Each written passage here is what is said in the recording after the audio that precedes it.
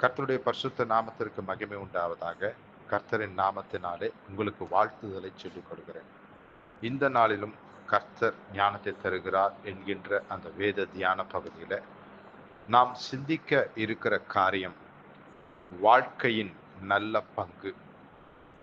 வாழ்க்கையின் நல்ல பங்கு. The good part in life. The good part in life. இதோ நல்ல பங்கு என்பது வெறும் நல்ல தேர்வு மட்டுமல்ல, அது ஒரு சிறந்த தேர்வு. வாழ்க்கையில் மிக முக்கியமான மற்றும் நிறைவான பாதையை குறிக்கிற ஒன்றாகும். நல்ல பங்கு என்பது ஒரு சிறந்த தேர்வு, வாழ்க்கையில் மிக முக்கியமான மற்றும் நிறைவான பாதையை குறிக்கிறதாகும். இந்த நல்ல பங்கை ஆவிக்குரிய கண்ணோட்டத்திலே நாம் ஆராய்ந்து பார்ப்போமேயானால், ஆவிக்குரிய வாழ்க்கையில் பார்ப்போமேயானால், உலகம் சார்ந்த எந்த கவலைகளையும் விட ஆண்டவரோடு, நம்முடைய கர்த்தராகிய இயேசு கிறிஸ்துவோடு தொடர்பு வைத்து கொள்ளவும் மற்றும் அவரை பற்றி புரிந்து கொள்ளவும் முன்னுரிமை கொடுப்பதாகும். The first priority, முன்னுரிமை கொடுப்பதாகும். ஆம், உலக நடவடிக்கைகள் மற்றும் கவலைகளை விட அவருடனான தொடர்பில் கவனம் செலுத்துவதாகும். இன்னும் இதோ நல்ல பங்கு என்பது ஒரு நபர் ஆண்டவருடனே கூட ஆழமான உறவை தேட ஊக்குவிக்கிறதாகும். ஆம், அவருடைய போதனைகளையும் அவருடைய பிரசன்னத்தையும் மற்ற எந்த முன்னுரிமைகளுக்கும் மேலாக மதிக்கிறதாகும். ஆம், உலகத்துக்குரிய கடமைகள் அவசியமானவைகள்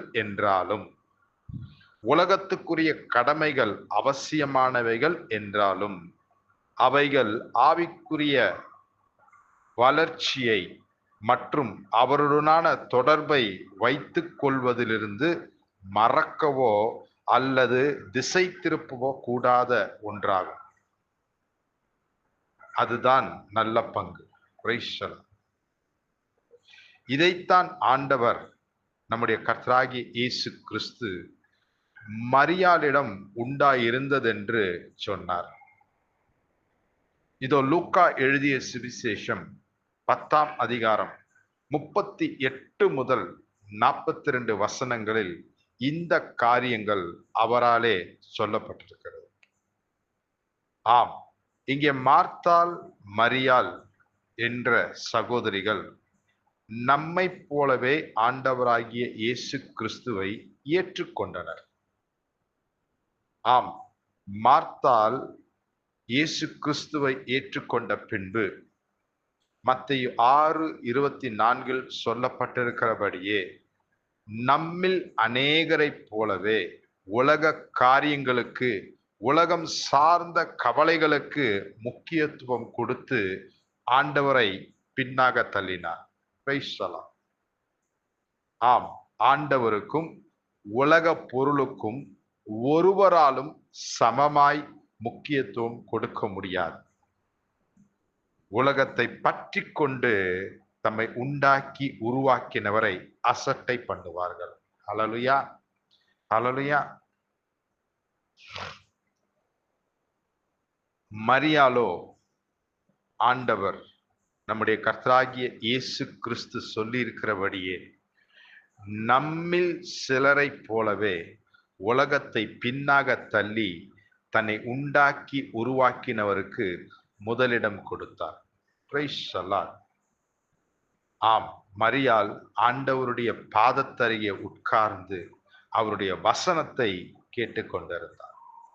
நல்ல பங்கை, வாழ்க்கைக்கு மிக முக்கியமான தேவையான ஒன்றை அவள் தெரிந்தெடுத்தாள் என்று அங்கே சொல்லப்பட்டிருக்கிறது.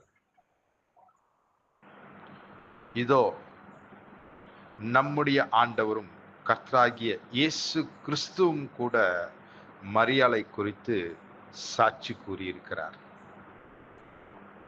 ஆம், மார்த்தாள் பற்பல வேலைகளை செய்வதில் மிகவும் வருத்தமடைந்து அவரிடத்தில் வந்து, ஆண்டவரே, நான் தனியே வேலை செய்யும்படி என் சகோதரி என்னை விட்டு வந்திருக்கிறதை குறித்து உமக்கு கவலை இல்லையா?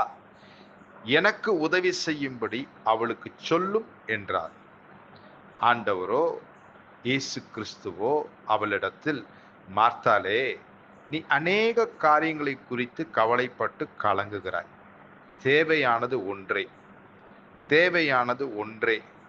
மரியாள் தன்னை விட்டெடுபடாத நல்ல பங்கை தெரிந்து கொண்டாள் என்றார். ஆம், நம்மை நம்முடைய கர்த்தராகிய இயேசு கிறிஸ்துவினிடத்திலிருந்து பிரித்து வைத்திருப்பது எது? எந்த உலக காரியம், எந்த உலக கவலைக்குரிய காரியம் நம்மை அவரிடத்திலிருந்து பிரித்து வைத்திருப்பது? நிதானிச்சறிவோம், நிதானிச்சறிவோம். நம்முடைய கர்த்தராகிய இயேசு கிறிஸ்துவினிடத்திலிருந்து நாம் கர்த்தராகிய இயேசு கிறிஸ்துவை ஏற்றுக்கொண்ட அந்த நாளில் இருந்தபடியே இந்த நாளில் இருக்கக்கூடாதபடிக்கு நம்மை நம்முடைய கர்த்தராகிய இயேசு கிறிஸ்துவினிடத்திலிருந்து பிரித்து வைத்திருப்பது எது? எந்த உலக காரியம், எந்த உலக காரியம், எந்த உலக கவலைக்குரிய காரியம் நம்மை அவரிடத்திலிருந்து பிரித்து வைத்திருக்கிறது? நிதானித்து அறிவோம். இதோ நம்முடைய வாழ்க்கையில நாம் சிறுகணும், அவர் பெருகணும். அவர் நம்முடைய வாழ்க்கையில பெருக வேண்டுமே ஆனால் இந்த மரியாளை போல ஆண்டவருடைய சமூகத்தில், அன்றைக்கு மரியாள் ஆண்டவருடைய பாதத்தில் அமர்ந்திருந்து அவருடைய வசனத்தை கேட்டுக்கொண்டிருந்தார். ஆனால் நாம் இன்று அவருடைய சமூகத்தில் அமர்ந்திருந்து அவருடைய வேதத்தை வாசித்து வழி இதுவே, இதிலே நடவுங்கள் என்கின்ற அந்த சத்தத்தை நம் காதுகள் பின்னிலிருந்து கேட்க பண்ணுகிற வேத வசனத்தை நாம் கருத்தாய், கவனமாய், நிதானமாய், கர்த்தருக்கு பயப்படுகிற பயத்தோட விரும்பி வாசிக்க வேண்டும். ஹல்லேலூயா, ஹல்லேலூயா, ஹல்லேலூயா. ஏனென்றால் நாம் அவர் மேய்ச்சலின் ஜனங்களும் அவர் கைக்குள்ளான ஆடுகளுமாய் இருக்கிறோம். நாம் அவர் மேய்ச்சலின் ஜனங்களும் அவர் கைக்குள்ளான ஆடுகளுமாய் இருக்கிறோம். அவர் பெருகணும், நாம் சிறுகணும். ஆம், இதோ அவர் சொல்லுகிறார், வேண்டியது ஒன்றே, வேண்டியது ஒன்றே. என் நாமம் தரிக்கப்பட்ட என் ஜனங்கள் தங்களை தாழ்த்தி, என் நாமம் தரிக்கப்பட்ட என் ஜனங்கள் தங்களை தாழ்த்தி ஜெபம் பண்ணி என் முகத்தை தேடி தங்கள் பொல்லாத வழிகளை விட்டு திரும்பினார், தங்கள் பொல்லாத வழிகளை விட்டு திரும்பினார். அப்பொழுது பரலோகத்தில் இருக்கிற நான் கேட்டு அவர்களை மன்னித்து அவர்களுக்கும் அவர்கள் தேசத்துக்கும் சேமத்தை கொடுப்பேன் என்று சொல்லுகிறார். எந்த காரியம், எந்த உலக காரியம், எந்த ஒரு சுபாவம், எந்த ஒரு வாயின் வார்த்தை, எந்த ஒரு ஆட்டிடியூட் நம்மை கிறிஸ்துவினிடத்திலிருந்து பிரித்து வைப்பது என்பதை நாம் அறிந்திருக்கிறோம். நம்மை உண்டாக்கி உருவாக்கின கர்த்தரும் கூட அறிந்திருக்கிறார். ஹல்லேலூயா. அவர் சொல்லுகிறார், தேவையானது ஒன்று, தேவையானது ஒன்று. உன்னை விட்டு எடுபடாத நல்ல பங்கை நீ தெரிந்து கொள். உன்னை விட்டு எடுபடாத அந்த நல்ல பங்கை நீ தெரிந்து கொள். வாழ்க்கையில் மிக முக்கியமான, மிகவும் தேவையான நிறைவான பாதையை குறித்து தேர்ந்தெடுப்பதுதான் அந்த நல்ல பங்கு. அந்த நல்ல பங்கு உலகத்தையும் உலகம் சார்ந்த எந்த கவலைகளையும் விட ஆண்டவரோடு, நம்மை உண்டாக்கி உருவாக்கினவரோடு, கர்த்தராகிய இயேசு கிறிஸ்துவோடு தொடர்பு வைத்துக் கொள்ள, அவரை புரிந்து கொள்ள முன்னுரிமை கொடுப்பதுதான் நல்ல பங்கு. நல்ல பங்கு வேண்டியது ஒன்றே என்று சொல்லப்படுகிற அந்த நல்ல பங்கு. உலக நடவடிக்கைகள், கவலைகளை விட, உலக கவலைகளை விட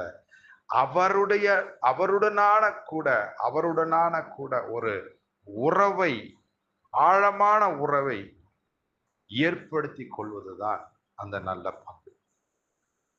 மார்த்தாளை போல இந்த உலகத்துக்குரிய காரியங்களிலே சிக்கி தவித்து, உலகத்துக்கு முன்னுரிமை கொடுத்து, உலக காரியங்களுக்கு முன்னுரிமை கொடுத்து நம்மை உண்டாக்கி உருவாக்கினை பின்னாக தள்ளுவது நல்ல பங்கு கிடையாது. மரியாளை போல அவருடைய வார்த்தையை கேட்பது, அவருடைய வார்த்தையை வாசிப்பது, அவருடைய வார்த்தையை தியானிப்பது, அவருடைய வார்த்தை சொல்ல வருகிறதை கவனித்து கேட்பது. வெளிப்படுத்தின விசேஷத்தில் சொல்லப்பட்டிருக்கிறது போல இந்த தீர்க்க தரிசன வசனங்களை வாசிக்கிறவர்களும் கேட்கிறவர்களும் அதன்படி செய்கிறவர்களும் பாக்கியவான்கள் என்கிற அந்த வார்த்தையின்படியே அந்த நல்ல பங்குக்குரிய வார்த்தையை நாம் கேட்கிறவர்களாகவும் இருக்க வேண்டும், நாம் வாசிக்கிறவர்களாகவும் இருக்க வேண்டும், அதன்படி நடக்கிறவர்களாகவும் நாம் இருக்க வேண்டும். அதைத்தான் நம்முடைய ஆண்டவராகிய இயேசு கிறிஸ்து சொல்லுகிறார். என் ஜனங்கள் தங்களை தாழ்த்தி ஜெபம் பண்ணி என் முகத்தை தேடி தங்கள் பொல்லாத வழிகளை விட்டு திரும்பினால் பரலோகத்தில் இருக்கிற